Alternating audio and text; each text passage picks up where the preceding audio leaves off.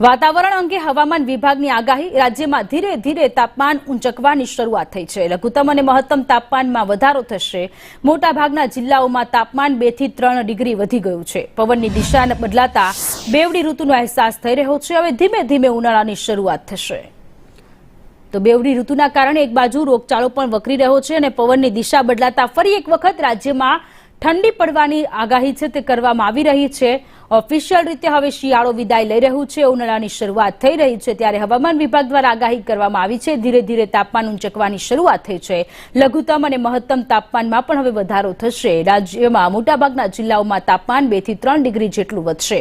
પશ્ચિમ ઉત્તર પશ્ચિમના પવન ફૂંકાતા તાપમાન ઊંચકાશે। પવનની દિશા બદલાતા બેવડી ઋતુનો અહેસાસ થશે। રાજ્યમાં હવે ધીમે ધીમે ઉનાળાની શરૂઆત થઈ રહી છે।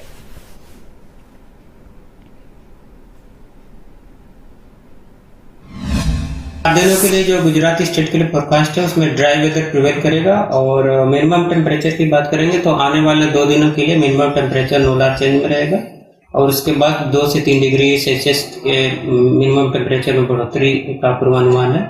और मैक्सिमम टेम्परेचर भी आने वाले 2 दिनों में नोलार चेंज में रहेगा और उसके बाद 2 से 3 डिग्री सेल्सियस की बढ़ोतरी का पूर्वानुमान है। जो विंड की डायरेक्शन है वो वेस्टर्ली टू नॉर्थ वेस्टर्ली है, इसलिए जो नॉर्थ वेस्टर्ली विंड से जो सुबह में थोड़ी सी हल्की सी ठंड सी महसूस होती है, उसके बाद जो दोपहर के टाइम थोड़ा सा शुष्क ड्राई वेदर हो जा रहा है, इसलिए मैक्सिमम टेम्परेचर बढ़ा हुआ है।